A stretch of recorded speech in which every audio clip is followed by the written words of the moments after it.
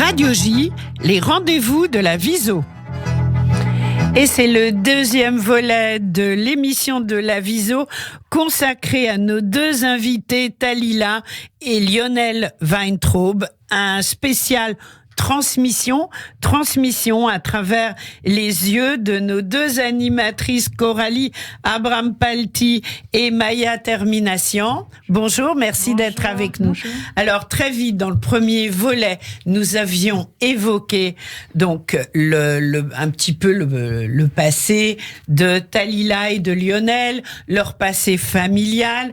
Talila, la chanteuse yiddish qui incarne le yiddish en France et qui a été l'une des plus médiatisées et qui, en dehors de ses albums, vient de sortir un DVD magnifique, Notre langue d'intérieur, à découvrir de toute urgence, ce DVD incarnant la transmission. Et Lionel Weintraub étant psychiatre et étant très touché par tout ce qui est transmission du judaïsme et du yiddish. Vous avez la parole.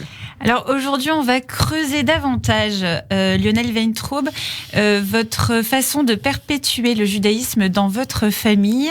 Vous êtes un père et un grand-père aussi très investi. Et vous avez vécu la transmission comme un devoir. Est-ce que vous pouvez nous en parler davantage ? Alors, je l'ai vécu d'abord comme une responsabilité. La responsabilité de pouvoir passer un cadeau qu'on m'avait fait. Un devoir aussi. J'ai souvent ressenti que j'aurais trahi beaucoup de gens qui sont morts si je n'avais pas assumé cette responsabilité. J'ai réalisé avec le temps, et en ayant des enfants et en découvrant concrètement ce qu'était la transmission, qu'il fallait mettre un contenu à cette transmission. Qu'on ne pouvait pas transmettre de l'air, qu'on ne pouvait pas transmettre un sentiment général, des souvenirs, même une culture aussi riche soit-elle. Et c'est l'une des raisons qui m'ont conduit, alors que ma famille ne m'y préparait pas du tout et que ma famille avait plutôt tourné le dos, après la Shoah, notamment à la religion, à m'approcher de la religion, à l'occasion du rabbin qui a accueilli mon fils pour sa bar mitzvah. Et qui est non, d'accord, on dit rien. Un jeune rabbin, oui. J'ignorais qu'on pouvait être rabbin et jeune. Et j'ai eu la surprise de rencontrer quelqu'un qui m'a beaucoup touché, beaucoup ému par son rapport au judaïsme et à la transmission. Et à partir de là, j'ai eu la surprise de voir que mes enfants me demandaient de faire le kidouche le vendredi soir. Et nous avons échangé cette transmission. Quand je revenais du cours de Talmud, on parlait ensemble de ce que j'avais appris. Et ça a été sans doute un des éléments forts de cette transmission également. À la fois dans l'étude des textes, dans les rencontres, et dans la pratique, même s'il n'est pas facile d'être né dans une famille non pratiquante et de faire un retour que je n'ose pas appeler du nom hébreu de Teshuvah vers la religion, vers le rapport à Dieu, vers le rapport à l'infini. Un retour à votre façon. On a tous des trajectoires souvent complexes et en rapport à la religion. Et quels sont les moments privilégiés dédiés à la transmission ? Est-ce qu'il y en a des moments dans la sphère familiale ? Alors, les moments privilégiés, c'est sans doute l'atmosphère d'une table de Shabbat, c'est sans doute la préparation, la réflexion autour des grandes fêtes que nous faisons autant que possible ensemble. Et des moments en musique, il me semble. Et c'est là qu'on rejoint aussi l'histoire de Talila, c'est que la musique est très présente. Je me suis souvent dit que je n'aurais pas pu construire ma vie avec une femme qui était insensible à la musique que chante Talila. C'était un critère. Ça, je ne le savais pas. Que cette musique exprimait de manière tout à fait forte et directe ce qu'on pourrait appeler d'un terme assez fumeux de sensibilité juive. Voilà. Alors moi, je voudrais juste rajouter un mot, c'est que dans le DVD dont je parlais tout à l'heure, le DVD, il a été réalisé avec Flore Taguieff, qui est la fille de Talila, et son gendre. Et là aussi, c'est une autre forme de transmission Talila. La façon dont ils ont réalisé ce DVD, on comprend qu'ils avaient à cœur de ne pas trahir ta pensée. Ils étaient vraiment en plein dans ce que tu leur as transmis. Mais oui, c'est grâce à ce DVD. Je dois dire que c'est Yiddish sans frontières, oui. Christiane Galili qu'on embrasse, qui l'a commandé. Oui. Et grâce à ce DVD, effectivement, j'ai pu inclure ma fille, que j'avais déjà inclus dans certaines mises en scène d'ailleurs, puisqu'elle fait du théâtre, qui m'a aidée souvent et qui a participé, qui a assisté depuis sa toute prime enfance à des spectacles, qui a complètement baigné là-dedans. Mais elle a entraîné son mari, qui lui ne fait pas partie de ce monde. Et même mon petit-fils de 12 ans, qui en avait moins au moment où il y a eu cette préparation de DVD, qui a fait un dessin pour ce DVD. Le dessin d'une chanteuse qui ressemble très, très fort à une Castafiore. Mais enfin, parce qu'il y a de l'humour quand même. Oui, il y a beaucoup d'humour. Ah non, mais c'est un DVD magique avec tout ce qu'on aime, la musique, l'humour, tes sketchs aussi, qui sont formidables en français. Mais c'est effectivement un DVD de transmission, parce qu'il raconte. Alors non seulement mes enfants donc ont filmé, ont rajouté des images d'archives, et ce sont surtout ces images d'ailleurs qui sont extrêmement émouvantes. Oui. Des petits films. D'après-guerre, je me vois petite alors que je ne me suis évidemment jamais vue moi-même, à part dans la glace. Je vois ta grand-mère, je vois mes jeunes, je vois mes parents, je vois tous ces gens que tu as connus et que j'ai connus, qu'on appelle les Krushnikers, c'est-à-dire ceux qui sont nés à Krachnik.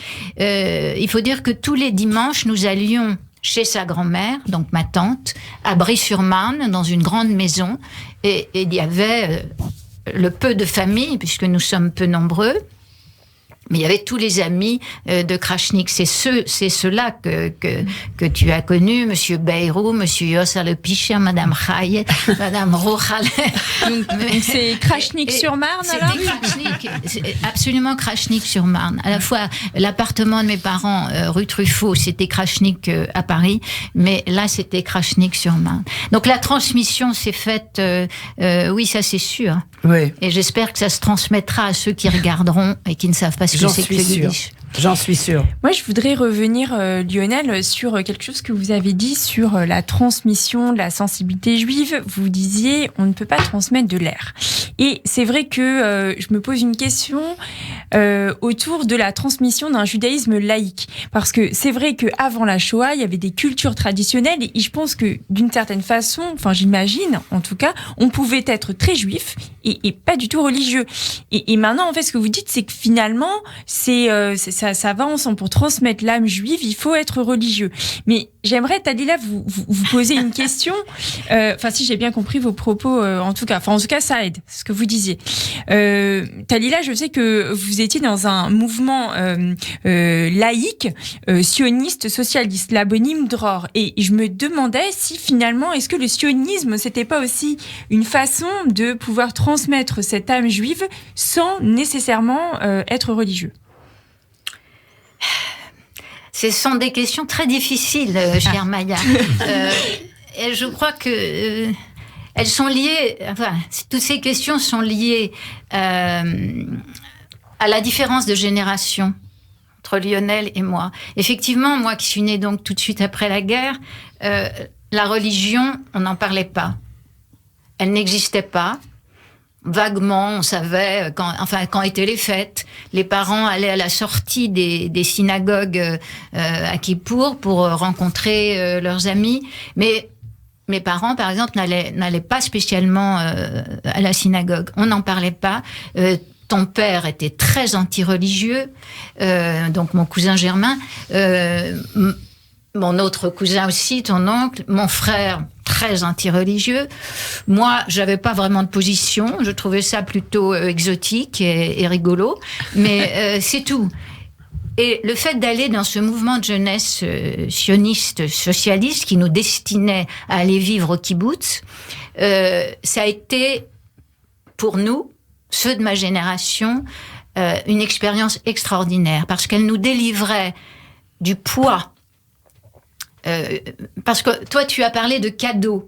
On t'a fait un cadeau. Enfin, tous ces gens, c'était un cadeau. Tout ce monde, c'était un cadeau. Pour nous, alors j'ai pensé à cadeau en tant que psychiatre, psychanalyste, ça va te plaire. Cadeau, fardeau, enfin, tu vois, entre les deux. Après la guerre, c'était plutôt pesant. Ouais. C'était lourd, c'était plein de larmes, hein, plein de souvenirs, plein de mémoires non dites. Parce que ça allait déclencher des torrents de larmes. D'ailleurs, nos mères, ta grand-mère, ma mère pleurait tout le temps, riait et pleurait tout le temps. Très fort.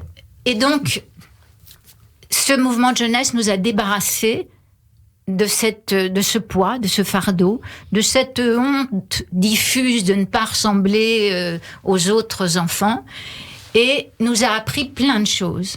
Nous a appris des textes politiques, c'était pas des textes religieux, mais nous a appris aussi les fêtes religieuses, mais à leur façon. Façon kibbutz. Façon kibbutz. Mais puis, c'était une façon quand même. On abordait la religion par le côté matérialiste des choses. Et vous étiez aussi tourné vers l'avenir, vers le socialisme, vers la construction. Vers la vie. Vers la vie. Et non pas le souvenir douloureux de la perte. Israël a représenté un axe évidemment très fort aussi de transmission. Le père anti-religieux dont tu parles, quand je me suis trouvé avec lui en Israël, ou au moment de la guerre des 6 jours, m'a complètement surpris par son engagement, par son effroi devant ce qui pourrait se passer, et ce qu'il ressentait quand nous nous trouvions en Israël, ou ce qu'il a ressenti au moment de la guerre des 6 jours, ont également beaucoup participé à mon judaïsme et à ce que j'ai souhaité transmettre à mes enfants. Il était très important pour moi d'aller avec eux en Israël. Alors, Lionel Weintraub, qu'est-ce qui se joue en fait si on se penche dans le psychisme de l'homme? C'est une vaste question, mais comment naît la volonté de transmettre? Parce qu'il y a un mélange d'inné et d'acquis qui fait que dans une même fratrie, on en avait déjà parlé, c'est assez surprenant, il y en a qui vont adosser ce rôle tout de suite de transmettre et d'autres non. Je ne connais pas la réponse, je ne peux donner qu'une réponse très personnelle. Il me semble que le souci, le désir de transmission peut naître éventuellement au moment où l'enfant, ça doit être vers 6-7 ans, commence à réaliser ce qu'est la mort, ce qu'est la disparition, ce qu'est le temps, ce qu'a été le temps qui a précédé sa naissance et ce que sera le temps qui suivra sa propre disparition. Je pense que le constat que nous pouvons disparaître et que certaines choses importantes peuvent disparaître conduit à s'interroger sur ce qui nous a été transmis et ce que nous souhaitons transmettre. Je pense aussi qu'avoir connu cette famille, certains disent que le peuple juif est une famille, mais cette petite famille qui était la nôtre, avec tout ce qu'elle comportait d'amour pour les enfants, pour l'enfant que j'ai été, d'extrême tendresse, d'intensité émotionnelle. On pleurait, on était triste. Il y avait un sens du tragique évidemment très fort, mais un sens du comique également très fort. On se mettait en colère et tout ça était. Ça me rappelle ce que dit Heidin Steinsalz, qui dit que les Juifs ils font tout mais en plus fort. En plus, ils sont plus intelligents mais aussi plus bêtes, plus généreux mais aussi plus avares. Enfin. Et là, tout était très fort et ça donnait un sentiment de vie qui, je pense, mélangé à l'amour qui était donné à un enfant. Tu m'as souvent dit que j'étais le premier garçon né dans cette famille après la guerre.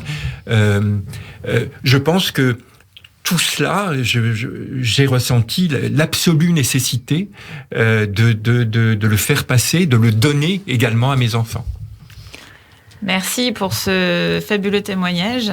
Écoutez, merci encore. Avec plaisir. Alors, moi, je propose pour que vous transmettiez aussi, du coup, qu'on se quitte sur une très très belle chanson de Talila et qui est Lionel Weintraub et Talila, la chanson de votre famille, c'est-à-dire. Ben voilà, c'est le souvenir qu'en a Lionel Bels que ma mère chantait et que sa grand-mère chantait. Elles chantaient toutes les deux, un duo. Et là, ensemble en duo. Voilà. Et là, on écoute Talila accompagnée par Teddy Lasry, bien sûr. Entre autres, oui. Entre autres. Belts.